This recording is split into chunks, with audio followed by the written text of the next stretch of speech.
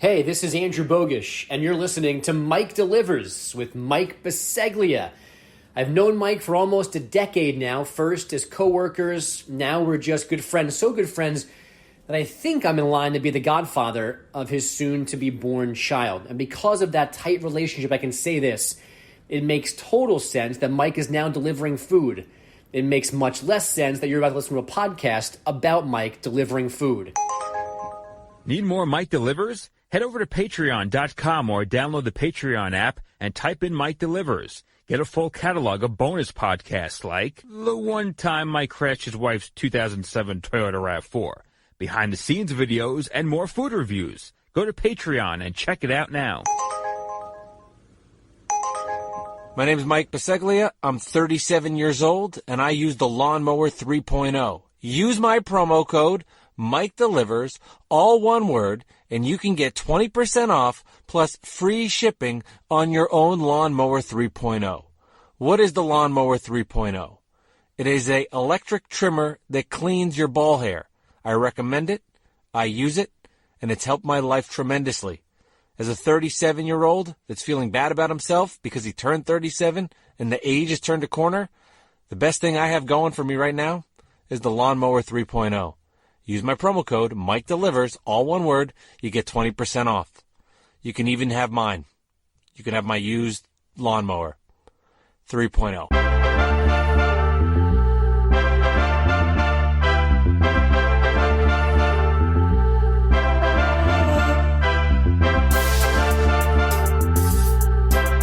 Welcome inside Mike Delivers from his wife's 2017 Toyota RAV4. Here's your host, Mike Biseglia. That's right. This is Mike Delivers, episode number 87.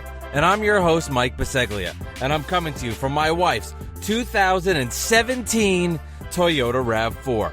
I've done 1,147 trips, and I have yet to steal food from anybody. Today I'm coming to you from the Egan's in Montclair, New Jersey. And boy, does it feel so good to say I'm coming to you live from my wife's 2017 Toyota RAV4. Maybe not as good as saying from my wife's 2007 RAV4, but it does feel good to get that description out there as I record this podcast. Man, it's been a long time since I've recorded one of these in the car, but it feels good to be back. It feels good to be recording in it. And it just feels good to be hot and sweaty because I can't put the engine on. I can't have the air conditioner on because it's so loud and noisy. So I'm sweating balls here, which gave me deja vu. Why did it give me deja vu? Well, because I'm actually coming up on the 1-year anniversary of the Mike Delivers podcast. The first ever episode, the pilot, debuted on July 13th, 2019. So coming up now on a year of episodes, which is just remarkable, awesome, and it's amazing to see the growth that has happened with this podcast. And that growth would not be an option, be capable without you guys. So thank you to everybody who has downloaded this podcast. And if you do download it, you know the drill. Please give a 5-star rating on Apple Pod. Share it with your friends. You know, maybe you're sitting right now, you just hit download. Share it to 5 people you know. Say, you know what? Hey, Aunt Mildred, this podcast is great. And you know your Aunt Mildred, she loves to fucking curse. So you're going, hey, Aunt Mildred, here's a podcast about a guy that delivers for Uber Eats, and he says fuck a lot. I'm sorry, Aunt Mildred. There's not that much cursing. That one was forced. I feel a little guilty about that. Sorry, Aunt Mildred. The point is, share it with friends, share it with family members, and help the Mike Delivers podcast grow. Remember back in the day when it was called Basketball Drives? That shit's weird to say out loud, but it was once called Basketball Drives, which is way back when in 2019. Super excited about this episode. It's strictly an interview, but it's a great one, and I think everybody's going to really love it. My conversation with Adam Richman. You might remember him, the star of Man vs. Food. He's got a great book you want to read and Straight Up Tasty, and he is one of the guys in food television. So if you were to do one of those Mount Rushmores and you were to put on the Mount Rushmore of food celebrities, TV food celebrities, Adam Richman is on there. Man vs. Food is one of the best shows I have ever watched. That's just not a food show. That is a show. That's one of those shows where you flipped around, saw that it was on the Travel Channel, and you thought, I have to watch this. So I'm super excited for everybody to hear my conversation with Adam Richman. We'll talk about food delivery during this crazy time. I think everybody's going to enjoy it. Don't forget the Mike Delivers Patreon page. Head on over there. If you want to, it's $4 a month. You get bonus content. You get a couple extra blind food taste testings that you can see on there. You'll get my wife and I recording a bonus episode. And not only do you get the audio version of it, you also get the video version of that as well. So go to Mike Delivers on Patreon, Patreon, patreon.com, or get the app on your phone, and you can listen to bonus content on my wife and I. Also, big major shout out to the O'Brien Creative Group. They're the ones that made my amazing sick-ass logo. And besides the incredible logo, brand identity is their game. They've helped with the Mike Delivers brand. They've helped blow it up. They've helped make it bigger. And I really, it wouldn't be the same to do this without them. So shout out to the O'Brien Creative Group. Cool recording this podcast right now in my wife's 2017 Toyota RAV4 because there's people looking at me as I'm holding this Blue Yeti microphone that's on top of a case that's sitting on my lap. And it feels old school. Like I said, it feels like the beginning stages of this pod when I would record this in my wife's 2007 Toyota RAV4. And that just feels really good. So, again, just getting excited and like a little awkward. Like there's a woman walking by right now going, why the hell is this man recording with his Blue Yeti in his car? Well, you know what? It's the Mike Delivers podcast. Super cool shit. You can also follow me on social media, Mike Delivers Pod, on Instagram, Twitter, and Facebook. Please email me, MikeDeliversPod@gmail.com. Let me know if you have any food recommendations, anything about the podcast. If you email me, I'll answer your questions on the pod. Anything you want. This is family-friendly. That's the way I like to describe it as, here to cater to you guys and help y'all out. I'll have some information about what's coming out later this month for July. My wife and I have some food testings we'll be doing. There is a theme for the month of July. I'll explain that after my interview with Adam Richman. But without further ado, the man who is the star from Man vs. Food, his great book, Straight Up Tasty. He is one of the biggest TV food celebrities. He's the man. His name is Adam Richman, and I am so glad he was able to join me on Mike Delivers. And my first question for you, Adam, are you using third-party apps like Uber Eats? I had been really, really, really big before the pandemic, actually. The pandemic sort of got me back into cooking. I would normally cook for demos and stuff, but I wasn't home very often, so it wasn't wise to keep like perishable ingredients in my house. So very often I'd come home and there'd be like my Brita pitcher, some beer, some wine, some condiments, maybe a couple of eggs or something like that. But generally speaking, because I would be in and out so much that to get groceries and then cook and clean and stuff when I had a very little bit of time. So I was using Seamless quite a bit. And now I'm trying to do it a little bit more to help the restaurants, to help the delivery people. Totally understand that. So when you were using Seamless, were there spots that you like to use? And then were there places that you would almost avoid because your fear of like food traveling to you in takeout and delivery, that maybe it wouldn't be the same because of how long it takes to get from the restaurant to where you live? Oh, that's a fantastic question. Well, the cool thing with things like Uber Eats or Postmates is that even Caviar, you have a broader degree in like more specialized restaurants. Seamless was like maybe even a bit of an addiction because the ability to like press buttons on your phone and get delicious food brought to your house is like the reason like I'm no longer, rocking my like size 36 more pants. Like I like that. But there were certain things like, because I ran a delivery kitchen for a little bit when I worked at the sushi restaurant in the Upper West Side. And so there's little things like cracking the lid on something fried so it doesn't get soggy. Not every place knows to do that. Not every place knows, how to package things or things get spilled. So there are certain places that I really like that I had to stop ordering from, either because like notes that I had put in on the order would be completely disregarded because, you know, like things would be spilled or they'd come super late and super cold. So there were certain times I'd have to like, guy, you know what? If I go into that place, bomb. If I go to pick it up, cool. But I can't order from them anymore. Yeah, it's sort of like changed the way I view food. Like I will no longer get takeout French fries because I've established that the French fry on a takeout delivery is so soggy and not the same that it's not even worth it. The integrity of it, it's almost like a different food. 100%. That's a very, very solid thing. Yeah, things like anything fried. So when I was working at the kitchen, what we would do is those little things that you would spike checks with that you like put on a table. It's like that little spike. Right. That like we check, you like jam it through. We used to crack the lid. So if we ever did like calamar or anything fried, spring rolls, you pop it because that way the steam escapes and it doesn't become soggy. And the better places will know that. And to be fair, the better places will make stuff crispy the first time instead of just barely frying it.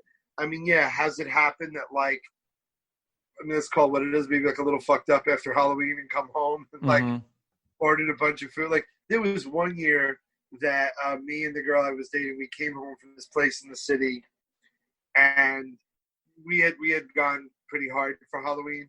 And I ordered, I don't know, like everything that just sounded good, just like the ultimate, like Jim Brewer and Half Baked, just like fries, yeah, chicken parm, yeah, no, Sunday, you know what I mean? Yeah. And so like the one thing that like gave me joy was to know like some delivery guy ate very well that night. So yeah, so on occasion, like on a diner order, I've done that, but not anymore. And if I do, I try to get something that's like specialized that restaurant makes extraordinarily well, or something that I know travels well.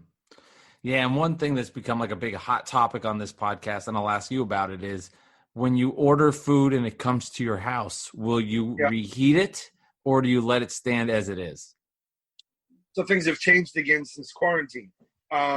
With COVID, so back in the day, they'd come and I think I like to think of myself as a pretty generous tipper. My mom's as I am. And I think that, you know, if you come up through the service industry, you realize how much tips really do affect your bottom line. Sure. And if I see someone is really making an effort to hustle or is extraordinarily polite or patient or something was forgotten and they had to run back and get something for me, I always try to like compensate, you know what I mean? So, but now it's a matter of so there I used to actually interact more prior to COVID. After COVID, so what I do is I get the bag now. I have a little rack in my hallway now for any kind of delivery, and I have them put it like UPS. I buzz them in. I said, just leave it on this rack. It's like a shelving thing. So I said, so they come in. I spray the bag down with this sort of sterilizing solution I have, and then I bring it into the house, put everything into a dish from the plastic container, and then I reheat it in the dish or in the oven, depending upon. So it's like a pizza. I will So a pizzeria hit me up on Instagram that they were fans. They wanted to bring me a pizza. It was very thoughtful. They came. I sprayed the whole box down, brought it in my house, gunned the oven to 400. Had 2 cookie sheets, put half the pizza on each cookie sheet, and then baked it. And I guess for me, it's like an enhanced degree of kind of sterilization. But back in the day, I mean, I'm surprised I didn't eat right through the bag. Like, I was savage.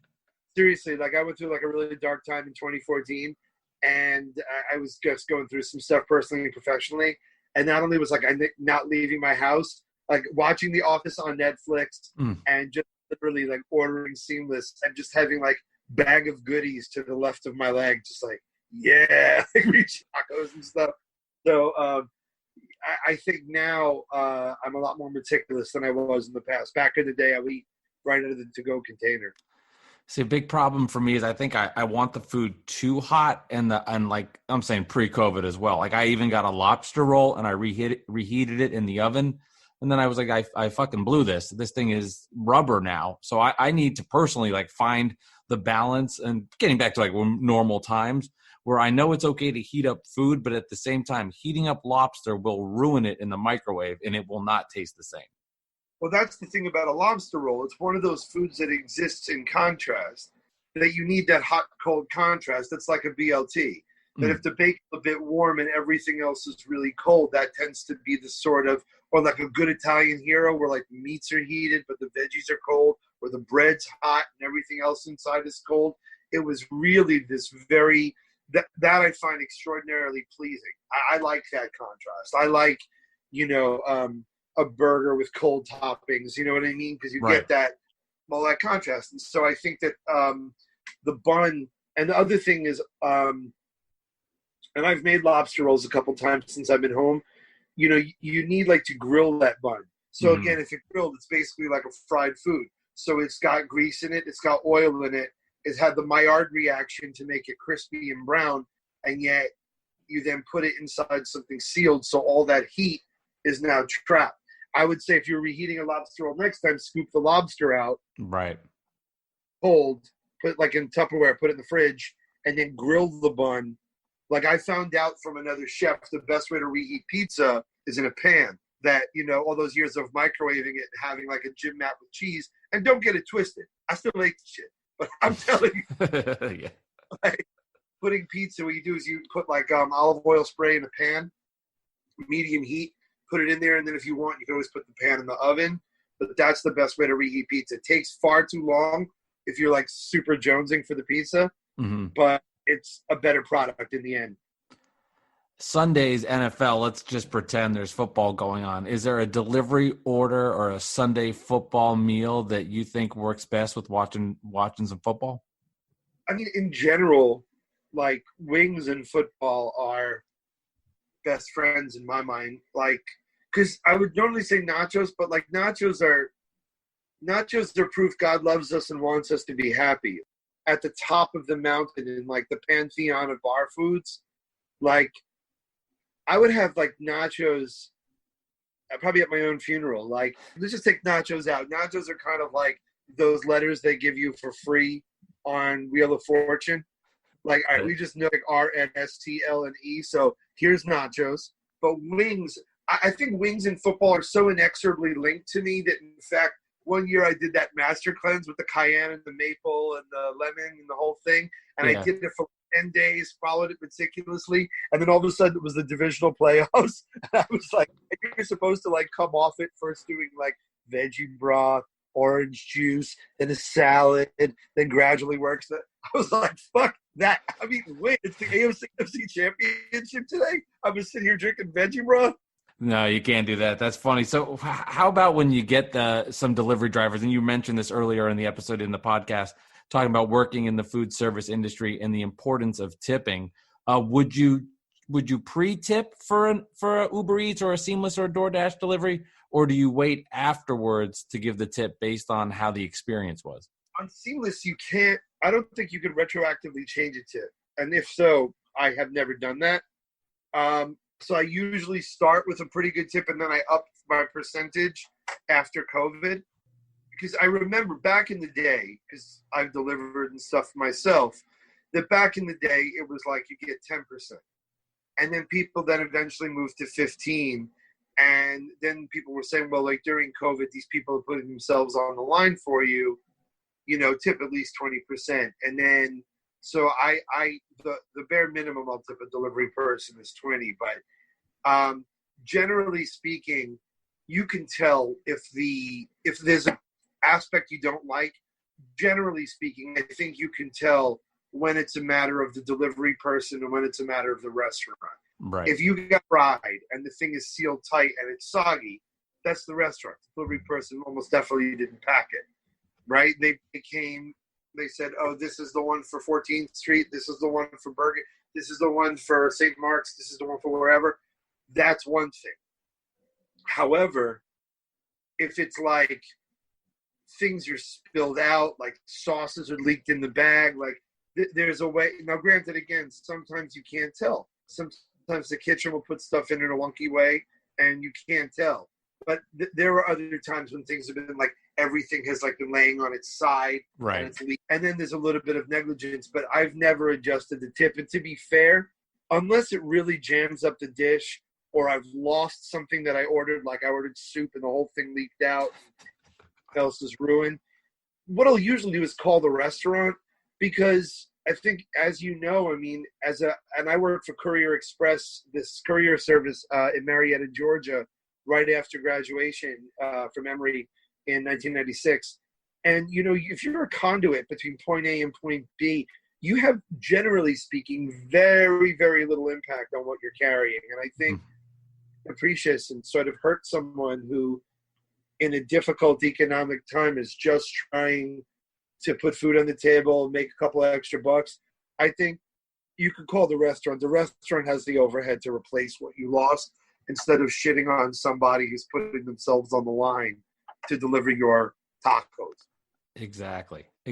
How difficult was it doing deliveries when there was no GPS, there was no smartphones, and I guess you really just had to understand a map and know where you were going and actually learn the area, besides having some phone tell you what to do? Again, and I apologize for the unnecessary amount of profanity. My mother will listen to this and she'll be mortified. But it sucked a bag of dicks, Mike. I'm sorry. So I remember this. So what they do is they gave us a map book, and it was kind of like the Thomas Guide in LA back in the day, where you would look up the street name. It would tell you what grid and what page it was on, and then you'd have to flip there. And then one of the older drivers told me it was a little trick or tip to get some phone books. Remember phone books, everybody? That's right. Thing before they were a high chair. So get some phone books. Then if you know a place on that street and you know that number, you can then look up, okay, so that's on the 600 block, that's on the 1200 block.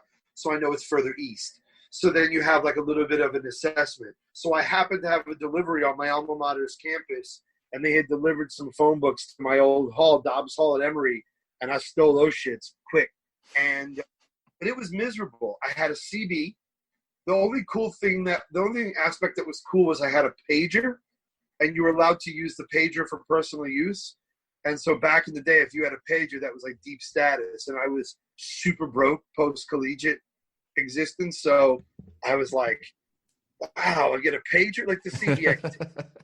But CB, you know, was more like people like my roommates mocking me if I ever drive to the store. And they'd be like, breaker 1-9. You're like, all right, okay. But it was tough. And like some days I would be delivering flowers for 1-800-Flowers. Other days I would have to deliver blood to Scottish Rite hospitals. It was wild. Wow. It was all kinds. Yeah. Delivering blood. What, like, did they give you coolers? How does that even work? Like older, like, here, hold your hands like this. They poured it in. Like, I go by the Red Cross, and they give me, they'd be in cardboard boxes, presumably. And then you had to get advanced training, and then you would basically go in, and you'd have to go to the headquarters in Marietta, and you got a cooler that they would give you that was like an insulated cooler and like a canvas thing, and it had dry ice. And then you would literally go to labs and pick up samples, pick up cornea, and you'd get like text like patient on table, and you'd have to like pick up a cornea and bring it to some medical center. And I remember I got a ticket once for speeding. Cop was like, you know, you're not an ambulance. And I was like showing him the text like it's emergency. And like the cop didn't care. He was just a total dick. And it was really crazy. It was a hard experience. And the thing is, like, I remember thinking, because I had a roommate that delivered pizzas, and he was like, it's so much more chill when you deliver food, because you know whatever you're bringing is coming to someone who's like going to be happy. Oh my God. Yeah. Like I can't even imagine. Like I would give myself a little bit of, like, I put pressure on myself and have a little anxiety, making sure that the order is correct and the person gets the food, but it's not like life or death. You know, if the person doesn't get what they need, I mean, the pressure is not nearly the same. Yeah, absolutely, absolutely. And again, like having the GPS, having nav is going to be infinitely better and easier. And plus, with things like Waze, where you could avoid traffic and Mm-hmm. or fuel efficient cars and all that stuff, it's obviously going to be way better. Yeah, and don't worry about saying "suck a bag of dicks." That's actually the second person that said that on this podcast, and this will be the 87th episode. The first person Correct. was my wife, and I asked her what the hard hitting question was: do you prefer pie or cake? And her answer was pie can suck a bag of dicks. So I wasn't planning to ask you this question, but if you had to choose based on just knowing what my wife said about pie or cake, is there one you would choose over the other? I agree with your wife. I think cake is, it's funny. I actually went on a really bad tear. I saw that Tina Fey brilliant monologue about sheet caking. I highly recommend it if you haven't seen it. It was on SNL, and it was right at the beginning of the current administration, and it was like her way of coping. Yes, And I remember this. Yes. remember she pulls a grilled cheese sandwich out and dips it in the cake. She's just incredible. Yes. Yeah, but like a good blackout cake, like good Brooklyn blackout cake, it's a wrap. Like good Junior's cheesecake. I there are certain pies I've had that are tasty, and maybe it's a regional thing, but cake, always cake. Yeah, that's she really hates pie, and I've. Do you think maybe pie doesn't? There's just not enough of a high standard of pie that people can like get like just get their hands on. Might be a bigger bit of the problem. No, I don't. I mean, I think that you have places like 4 and 20 Blackbirds, Cake Man Raven. There's a pie place up the street from where I live. I don't know what it's called because I don't really eat pie. But I think that, I think it's very regional. A lot of my Southern friends, because remember, I went to college in the South and then I lived about a third of my life in the South between Louisville, Kentucky, Montgomery, Alabama, Atlanta, Georgia, Cherokee, North Carolina, that it's a very cultural thing. And things like cobblers and pies are infinitely more, readily available and used than, than I guess. I don't see cakes very often. I remember we filmed the pilot of Man vs. Food in Memphis, and even Gus's Fried Chicken had like chess pie, icebox pie, things like that. And then growing up in Brooklyn, it's cheesecake and 7-layer cake and carrot cake and blackout cake. So I think it's a very regional thing. And I also am not super into fruit desserts, with the exception of things maybe like banana pudding and again, this isn't to say there's a great restaurant in Brooklyn that I filmed at that I actually grew up going to called Brennan and Carr on the corner of Nostrand Avenue and Avenue U. It's delicious roast beef, like hot roast sandwiches. I mean, they bring you root beer in the frosted mug and great fries, and it's the waiters wear ties and white jackets still to this day. Eddie Sullivan, who runs it, that's his mom's blueberry pie, and that's magic. That stuff's incredible. But yeah, I don't like fruit desserts very much, to be fair. So I think that's also why pie sort of has a little bit of a hard time. Couple last questions for you, Adam. I really appreciate you giving me some time here on the Mike Delivers podcast.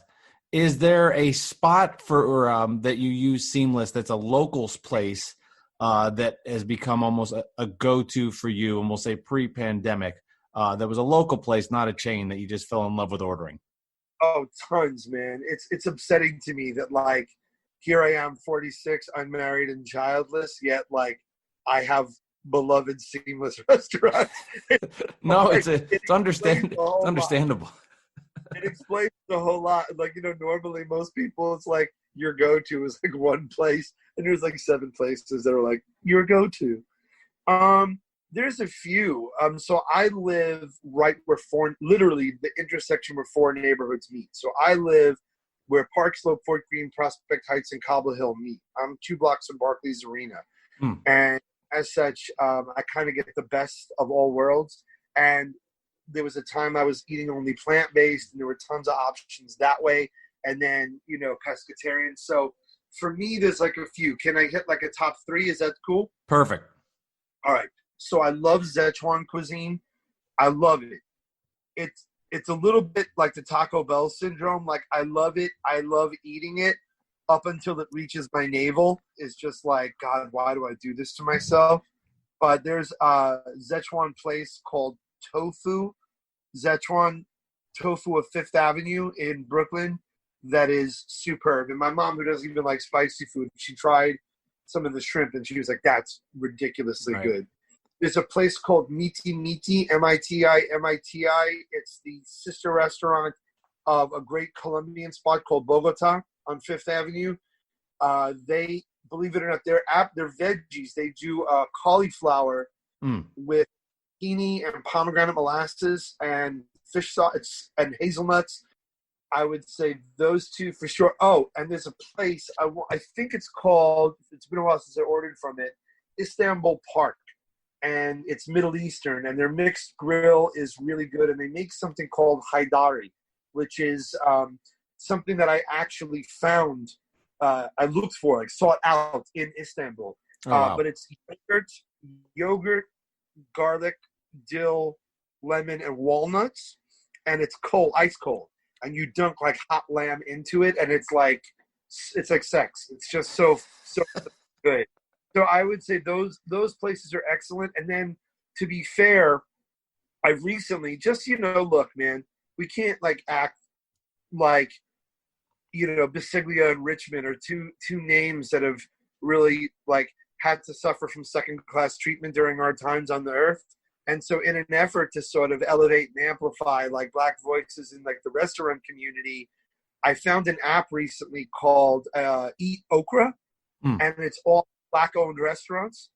And I feel that especially as someone who has a platform I have, that if I can elevate an order from some of these places and make sure that everyone's on equal footing.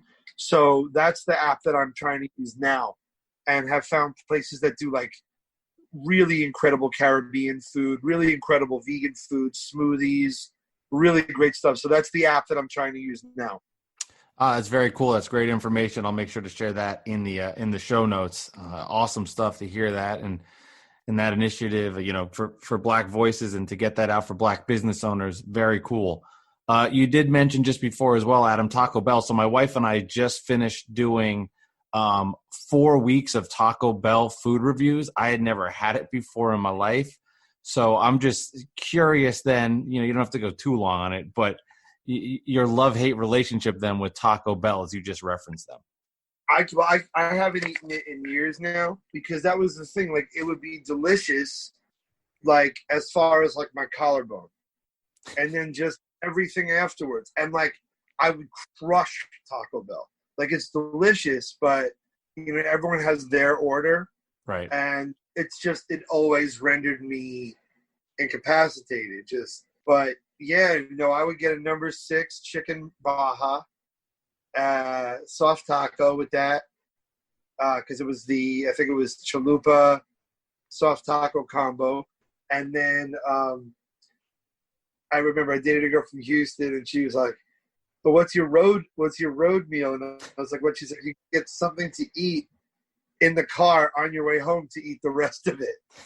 And I would get like a 7-layer burrito, and I used to love the double-decker taco back in the day, and it was the only place I would eat Mountain Dew, drink Mountain Dew. Right. Excuse me. That's literally the only place was a Taco Bell. But yeah, I just realized at a point, like, why am I doing this to my body? Because you only borrow it. Like, you don't eat it. Like, you just rent it for a little while. I like that quote. You don't eat it. You just borrow it. That's tremendous. All right. The last 2 questions, and I ask this to everybody that comes on the podcast. And I just asked you to be completely honest. The first one is, best thing you ate in the last 7 days from right now when we are recording this. Best thing I ate in the last 7 days. Last night, I did a demo for New York Food and Wine, and I did my herb butter basted steak and roasted potatoes, like oven roasted potatoes. And that was pretty damn delicious, I have to say. And then the final question here on the Mike Delivers podcast, 6 months from now, let's say we're getting back to a normal life, and we'll just play the hypothetical game, even though maybe that's probably impossible. 6 months from now, you're sending out your wedding invitations. Does Mike Biseglia get one? Hell yeah. Hell yeah. Listen, if I'm finally getting married, my mother would be so elated. I think that there would be fewer people on the planet that weren't there were fewer people on the planet that weren't invited than were. So of course, man, bring your missus, and I promise we won't serve 5. Perfect ending. Adam Richman, thank you so much for hopping on the podcast. I appreciate it. My pleasure, man. Thank you so much. Thank you, Adam Richman, for joining the Mike Delivers podcast. That was a lot of fun. I would be super stressed out delivering if it wasn't food, but it was a hospital item related and something to save somebody's life. Without GPS, that's an insane amount of pressure. Insane amount of pressure and a wild story to hear. So thank you, Adam Richman, for hopping on the Mike Delivers podcast. What's coming up in the month of July, people? So for episode number 88, which will drop on Thursday, my wife and I will be trying seafood from chain restaurants. That's right.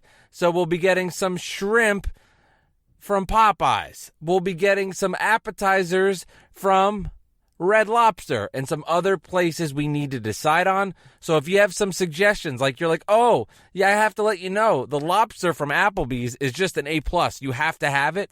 Head on over and email me, Mike Delivers Pod, or just, slip into one of my DMs on Twitter, Mike Delivers Pod. Same thing for Instagram. Let me know, are there any spots we should be getting seafood from chain restaurants? That's the key. It just has to be a chain, and we'll go from there, and my wife and I will try it. We'll talk about it, and we'll give our full food reviews. And we have a full catalog of food reviews, of course. Go on back. The even number episodes are for those, and then the bonus ones on the Mike Delivers podcast on the Patreon page. Want to thank everybody for this episode. Of course, Adam Richman, the star of Man vs. Food, one of the best shows you've ever seen on TV, food-related or non-food related. Awesome job. Really excited. That was a lot of fun getting to talk to Adam Richman. I want to, of course, thank The Beautiful Noise. That's the music you hear. They are the soundtrack to this podcast. As you've noticed, I'm over 1,000 deliveries. The 1,000 delivery story will be coming on a future episode number 89. That comes out in a week. I'll share that one with you guys. A little bit of a tease for everyone, as episode 89 is coming out in a week. So, again, another great episode in the books of the Mike Delivers podcast. Thank you, everybody, for being involved. And thank you to my 2017 RAV4 for holding up. It's good to be back with you, baby. We'll see you next time for episode number 88.